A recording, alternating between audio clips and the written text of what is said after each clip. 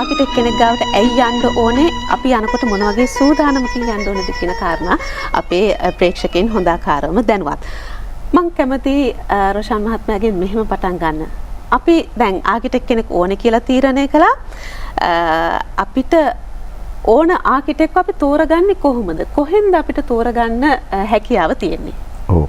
අපිට දැන් ඕනම වෘත්තියක සුදුසුකම් ලද්දෝ එකතු කරලා ගොඩනගාගත්තු ආයතනයක් තියෙනවා. දැන් වරලත් වාස්තු විද්‍යාඥයින්ගේ එහෙම නැත්නම් ආකිටෙක්ස්ලාගේ චාර්ටර්ඩ් ආකිටෙක්ස්ලාගේ ඉන්ස්ටිටියුට් එකක් තියෙනවා. එතකොට මේ ආයතනයේ විසින් හැම අවුරුද්දකම ඒකට එකතු වෙන අලුත් සමාජිකයන්ගේ නාම ලයිස්තුවක් ප්‍රසිද්ධිය පළ කරනවා. ඉතින් මේක ඉස්සර වගේ නෙමෙයි දැන් තාක්ෂණයේදී උණුයි. එතකොට වෙබ්සයිට් තියෙනවා හැම ආයතනයකටම. එතකොට මේ වෙබ්සයිට් එකෙන් අපිට පුළුවන් අපිට අවශ්‍ය වරලත් වාස්තු විද්‍යාඥ නැත්නම් චාර්ටර්ඩ් ආකිටෙක්ට් සිලෙක්ට් කරගන්න. එතකොට ලංකාවේ චාර්ටර්ඩ් ආකිටෙක්ට් කෙනෙක් අපිට නිර්මාණයකට සුදුසුකම් හොයාගන්න අවශ්‍ය නම් www.slia.lk කියන වෙබ්සයිට් එකට ගියාම අපිට ඕන ආකිටෙක්ට් කෙනෙක් හොයාගන්න පුළුවන්. දැන්ට ලංකාවේ ආකිටෙක්ස්ලා 5000කට වැඩි ඉන්නවා. අන්තර මේ දකින්න අපේ වෙබ්සයිට් එක. අන්න හරි. මම මේක කාගෙත් පහසුවට එකතු කරගත්ත වෙබ්සයිට් එකට ගිහලා පොඩි රූපරාමුවක්. මේකේ තියෙනවා ශ්‍රී ලංකා ඉන්ස්ටිටියුට් ඔෆ් ආකිටෙක්ට්ස්. ඒ කියන්නේ මේක තමයි ලංකාවේ චාර්ටර්ඩ් ආකිටෙක්ට්ස්ලා ඔක්කොම එකතු වෙන මධ්‍යස්ථානය. ඒතර මේකේ විසින් හැම අවුරුද්දක් පතාම ඒ ආයතනයට එකතු වෙන අලුත් ආකිටෙක්ට්ස්ලා කවුද? ඒ ආයතන විසින් කරන දේවල් මොනවද? එක්සිබිෂන් තියෙනවද? අධ්‍යාපනයට මොනවද දායක කරන්නේ? සියල්ල තියෙනවා. දැන් මෙතන මේ දෙවෙනි පිටුව තමයි මේ වෙබ්සයිට් එකේ. මේකේ බලපුවම තියෙනවා මෙනු බාර් එකේ ආකිටෙක්ට් කියලා. දැන් උතන රතු පාටින් පෙන්නලා තියෙන්නේ how to find an architect කියලා තියෙනවා. එතකොට අපි වෙබ්සයිට් එකට ගිහිල්ලා ওই පිටුවට ගියාම ওই පිටුවේ මම රතු පාටින් highlight කරලා තියෙන කෑල්ලෙදි තියෙනවා. එතන ක්ලික් කරොත් අපිට පුළුවන් chartered architect කෙනෙක් අපිට අවශ්‍ය විදියට තෝරගන්න. ඊළඟ පිටුවට අපිට ගියාම බලන්න පුළුවන් ආකිටෙක්ට් ගේ නම. අපි ඊළඟ පිටුවට යන්න පුළුවන් නම් ඒකේ තියෙනවා ආකිටෙක්ගේ නම තියෙනවා, ආකිටෙක්ගේ ආයතනය තියෙනවා, දුරකථන අංකය තියෙනවා, එයාගේ වෙබ්සයිට් එක තියෙනවා. මේ හැම දෙයකම අපිට පුළුවන් අපිට අවශ්‍ය ආකිටෙක්ට් මේ තියන්නේ ඔන්න උදාහරණයක් මම ගත්තොත් මෙතන මේ තියන්නේ මගේ රූපය. ඒකට මගේ රූපයයි අංකයයි ඔෆිස් එකයි සියල්ල තියෙනවා. මේ විදිහට හැම ආකිටෙක්ට් කෙනෙක්ගේම මේ ආයතනයේ ලියාපදිංචි වෙච්ච චාර්ටර්ඩ් ආකිටෙක්ට් හැම කෙනෙක්ගේම ওই විදිහට රූපයක් එක්ක දුරකථන අංකය ඔෆිස් එක තියෙන්නේ කොහෙද? එයාගේ වෙබ්සයිට් එක මොකද සියල්ල ඔතන අපිට දැක ගන්න පුළුවන්. ඉතින් හරි සරලයි. දැන් අපි තුමු වැඩි ටික ඇටියට අපිට දුරකථනය පාවිච්චි කරන්න පුරු නැත්නම් කම්පියුටර් එකේ වෙබ්සයිට් එක බලන්න පුරුදු නැත්නම් අපිට පුළුවන් අපේ දරුවෝ දැන් මේ පිළිබඳ හොඳ නිපුණතාවයක් තියෙනවා. එහෙම කෙනෙක් කියලා කියන්න පුළුවන් පුතේ මට ආකිටෙක්ට් කෙනෙක් හොයාගන්න ඕන මේක හොයලා දෙන්න. එතකොට වෙබ්සයිට් එකක් හොයන්න දරුවෙක් දන්නවා. එතකොට www.slia.lk කියන වෙබ්සයිට් එකට ගියාම මෙනු එකෙන් ඕන වෙලාවක අපිට ලේසියෙන්ම කවුද චාර්ටර්ඩ් ආකිටෙක්ට් කෙනෙක් කියන එක හොයාගන්න පුළුවන්. එතකොට හැම චාර්ටර්ඩ් ආකිටෙක්ට් කෙනෙකුටම රෙජිස්ට්‍රේෂන් නම්බර් එකක් දීලා තියෙනවා. දැන් අද සමාජයේ තියෙන ලොකුම ප්‍රශ්නයක් තමයි චාර්ටර්ඩ් ආකිටෙක්ට් කියලා බොහෝ අය පෙනී සිටිනවා. ඉතින් මේ පෙනී සිටීම අපි දන්නවා දැන් සමාජ මාධ්‍ය තුල අලුත් ටර්මිනොලොජි එකක් තියෙනවා ආකිටෙක්චරල් ඩිසයිනර් කියලා. ඒතකොට මේක පාවිච්චි කරන්න බෑ කියලා කිසිම කෙනෙකුට කොහෙවත් නීත්‍යානුකූලව කියන්න බෑ. ඉතින් ආකිටෙක්චරල් ඩිසයිනර් කියන ටයිටල් එක පාවිච්චි කරලා ගොඩාක් අය ඩ්‍රාෆ්ට්මන්ලා එහෙම නැත්නම් කිසිම සුදුසුකමක් ඩ්‍රාෆ්ට්මන් කෙනෙකුට ප්ලෑන් එකක් අඳින්න සුදුසුකමක් තියෙනවා. ටෙක්නිකල් ඔෆිසර් කෙනෙකුට සුදුසුකමක් තියෙනවා. එහෙමත් සුදුසුකමක් නැති බ්‍රෝකර්ස්ලා ඉන්නවා. එතකොට මේ වගේ කට්ටිය මේ ආකිටෙක්චරල් ඩිසයිනර් කියන ටයිටල් එක පාවිච්චි කරලා ඒගොල්ලෝ යටතේ වෙන කෙනෙක් යොදවගෙන මෙහෙම ව්‍යාපාර කරන අවස්ථා තියෙනවා. අපිට සුදුසුම ආකිටෙක්ට් කෙනෙක් චාර්ටර්ඩ් ආකිටෙක්ට් කෙනෙක් තෝරගන්න නම් අපිට මේ වෙබ්සයිට් එකට ගිහිල්ලා හැකියාව තිබෙනවා. හරියම ලේසියෙන් කරන්න පුළුවන්. ඒ වගේම මම අහන්න කැමති රොෂන් මහත්මයාගෙන් අපිට ඕන ආකිටෙක්ට් අපිට ගැළපෙන ආකිටෙක්ට් කෙනෙක් කොහොමද තෝරගන්නේ? ඔව්. ඉතින්දි මෙහෙමයි. අපිට ආකිටෙක්ට්ගේ මුණ බලලා එයා කරන වැඩ මෙහෙමයි කියලා කියන්න බෑ. පෝර්ට්ෆෝලියෝ එකක් අපිට ඉල්ලන්න පුළුවන්ද? පෝර්ට්ෆෝලියෝ එකක් ඉල්ලන්න පුළුවන්. ඊට අමතරව ආකිටෙක්ට් වෙබ්සයිට් එකට ගියාම ඒකේ තියෙන එක එක ආකිටෙක්ට්ස්ලා කරපු වැඩ සමහර ආකිටෙක්ට්ස්ලා SLA වෙබ්සයිට් එකටම දීලා තිනවා තමුන්ගේ වැඩ. එහෙම නැත්නම් දැන් අපි ආකිටෙක්ට් කෙනෙක් අපි වෙබ්සයිට් එකෙන් හොයාගත්තට පස්සේ එයාගේ වෙබ්සයිට් එක වෙන මෙතන ලියලා තියෙනවා. ඒතකොට එයාගේ වෙබ්සයිට් එක බලන්න පුළුවන් මෙයා කරන නිර්මාණ අපිට ගැලපෙනවද? එහෙම කෙනෙක් අපිට සුදුසුද? යම්කිසි නිර්මාණයක් දැකලා ඒ හරහා අපිට යන්නත් පුළුවන්. නැත්නම් අපිට ඉල්ලන්න පුළුවන් ඔබ කරලා තියෙන වැඩ මොනවාද කියලා. අහලා දැනගෙන අපිට අවශ්‍ය ආකිටෙක්ව තෝරගන්න පුළුවන්. මම ඊගාවට අහන ප්‍රශ්නය මේ මටත් හිතුණා ඔබ හැමදෙනාටමත් තියෙන ප්‍රශ්නයක් කියලා. අපිට සමහර වෙලාවට මේ ප්‍රශ්නේ කෙලින්ම කෙනෙක්ගේ මූණට අහන්න පුළුවන්ද කියලාත් කෙනෙකු අහන්න නැතුව බයටම නිකන් ඉන්න පුළුවන්. මේ ප්‍රශ්නේ තමයි යම් කිසි කෙනෙකුට හිතෙන්න පුළුවන් මම මේ ගේ හදන්න යන මුළු වියදම මට ආකිටෙක් කෙනෙකුට දරන්න වෙයිද? එහෙමනම් ඊට වැඩිය හොඳ නැද්ද මට ඕන ගේ මට ඕන විදිහට ඇඳ ගන්න එක සුදුසුද? නැත්නම් මේ වගේ දෙයක් ගැන කතා කරන්න ගියොත් ආකිටෙක් කෙනෙක් කොච්චර මුදලක් අය කරයිද? මේ වගේ බයක් කෙනෙකුට ඇති වෙන්න පුළුවන්. ඇත්තටම කොහොමද මේ මුදල් අය කිරීමේ පටිපාටිය? කොහොමද මේ දේ සිද්ධ වෙන්නේ ආකිටෙක් කෙනෙක්ගේ?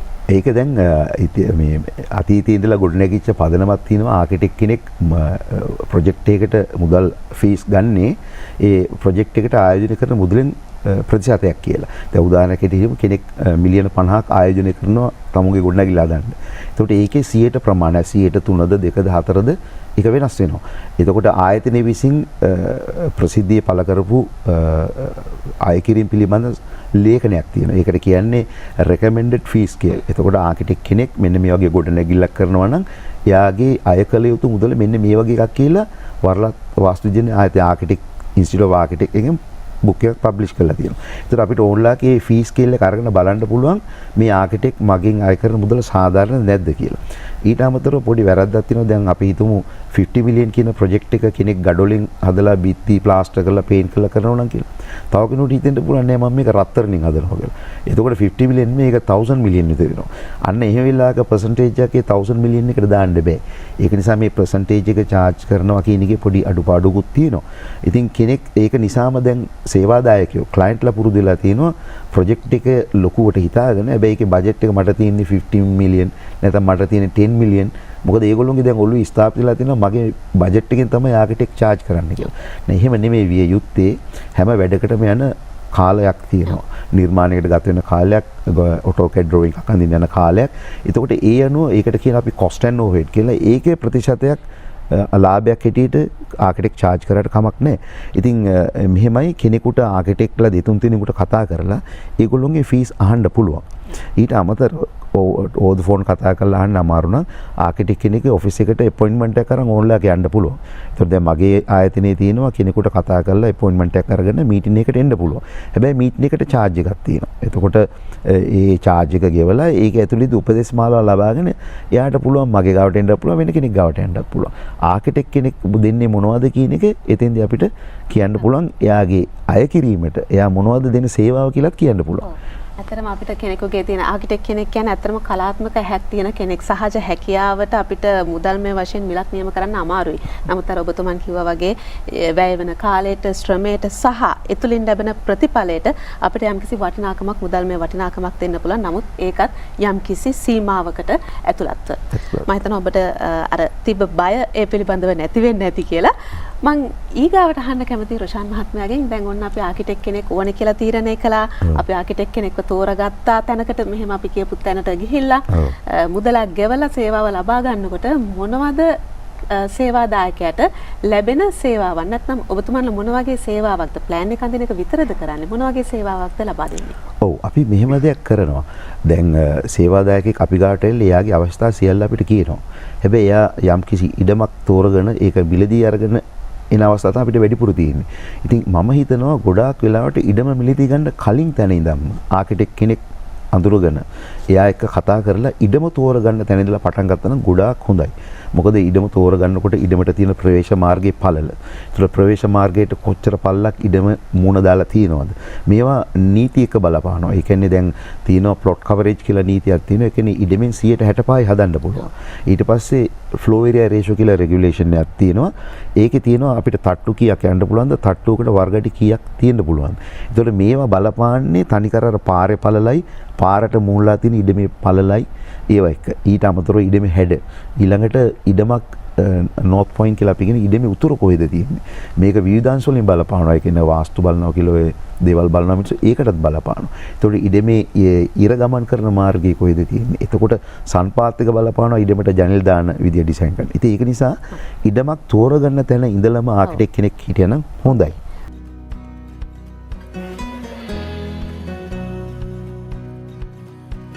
රෝෂන් මහත්මයා අපි කතා බහ කරමින් හිටියේ මොනවාද මේ අපිට ලැබෙන සේවාව කියලා. එතකොට අපි ඉඩම තෝරගන්න ආකිටෙක් කෙනෙක්ගෙන් සේවාව ගන්න පුළුවන්.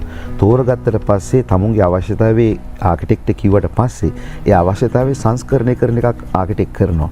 ඔයා මේ ඉල්ලන ඔක්කොම නෙමෙයි මෙන්න මේ ටික මේකට කරන්න. ඊට පස්සේ නීති පද්ධතිය. එතකොට ඔයා ගොඩනැගිල්ලක් හදලා මේක නිවසක් නම් නිවසට අදාළ ඒ ප්‍රාදේශීය සභාවේ නීතිය මෙන්න මේකයි. ඒක දැනුවත් කරන්න ඕනේ. ඒතර අපි හුඟක් සේවාදායකයෝ කරන වැඩක් තමයි බිල්ඩින් ඇප්ලිකේෂන් එකක් අනුමැතිය ගන්න ප්‍රාදේශීය සභාවෙන් හරි නගර සභාවෙන් ගත්තට පස්සේ ඒකේ උපදේශ මාලාවක් තියෙන එක ඒගොල්ලෝ කියවන්නේ. ඒක හිතනවා ඒගොල්ලෝ ආකිටෙක්ගේ වැඩක් කියලා. ඊනොට මේක අරගෙන යන්නේ ඒගොල්ලෝ. ඒගොල්ලෝ තමයි මේක ආයුධම් කරු. ඒතර ආයුධම් කරේට ඒකේ උපදේශ මාලාව මම සාමාන්‍යයෙන් ක්ලයන්ට් එක කියලා දෙනවා. සාමාන්‍ය ආකිටෙක් කෙනෙක් බොහෝයක් ආකිටෙක්ලා එක කරනවා. එතකොට ඒ උපදේශ මාලාව දැනගන්න ඕනේ. එතකොට අපි සයිට් එක තෝරගන්න උදව් කරනවා. ඉඩමේ කියන්නේ තමුන්ගේ අවශ්‍යතාවයේ සංස්කරණය කරගන්න උදව් කරනවා. ඊට පස්සේ නීති පද්ධතිය පිළිබඳව දැනුවත් කරනවා.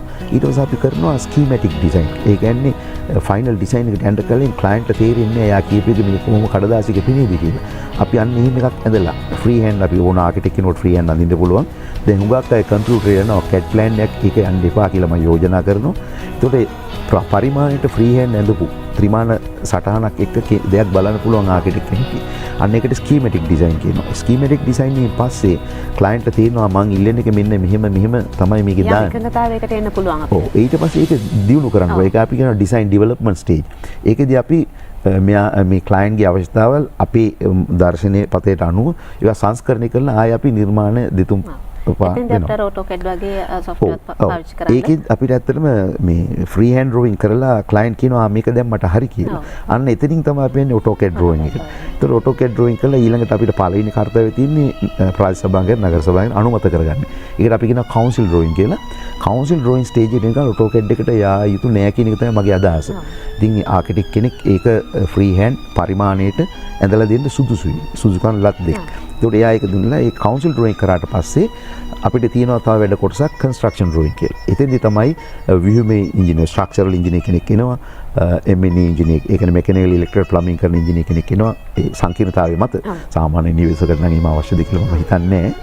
ඉතින් ඔය මේ කොන්ටෙන්ට් සර්වේ ඒ කියන්නේ ප්‍රමාණ සමීක්ෂණ කරන කෙනා එයා තමයි මේ නිවසේ ඇස්තමේන්තුව හදන්නේ. හරි ඇස්තමේන්තුව. ඒකට ඒක භාවිතා කරලා අපිට පුළුවන් ටෙන්ඩරින් කියලා කියනවා. කන්ට්‍රැක්ටර්ස්ලාට දීලා ඒක ඒගොල්ලෝගේ ප්‍රයිසස් හරි අපිට බලන්න පුළුවන් කාගේද බොහොම ප්‍රයිස් එකක් එන්නේ කොහොමද කියලා. ඒ අනුව අපිට පුළුවන් මේක දෙන්න. ඒකට කන්ස්ට්‍රක්ෂන් ඩ්‍රෝයින් කරනකොට තියෙනවා දොරවල් ජනෙල් අඳින්න තියෙනවා. ඉලෙක්ට්‍රිකල් ලේඅවුට් එකක් කරන්න. මේ තියෙන්නේ ස්කීමැටික් ඩිසයින් එකක්. මේ තියෙන්නේ concept එක. ඇත්තටම ආකිටෙක් කෙනෙක් බිල්ඩින් එකක් ඩිසයින් කරනකොට අර ක්ලයන්ට්ගේ අවස්ථාව අනුව එයා ඒකට සංකල්පයක් නිර්මාණය කර ගන්නවා.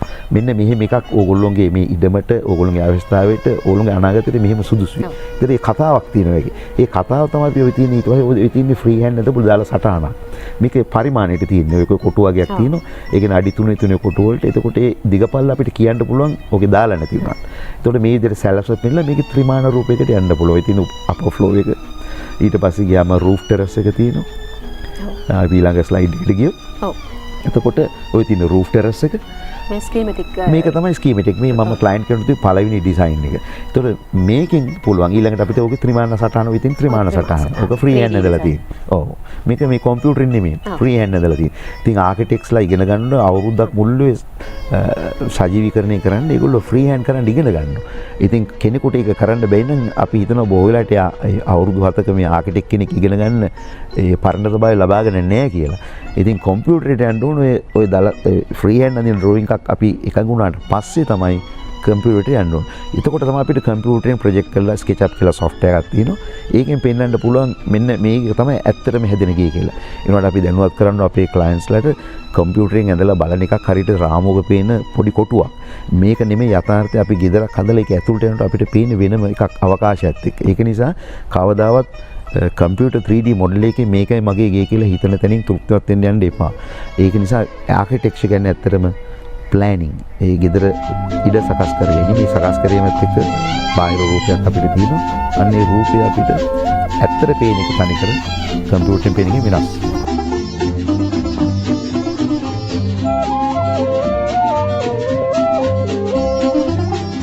දඬු දුන්නින් උපන්නිමි මල් මල් උයනක විසින්නෙමි රැසඳ ලෙස හිනෙහෙන්නෙමි මමයි අප්සරායි අප්සරායි අප්සරා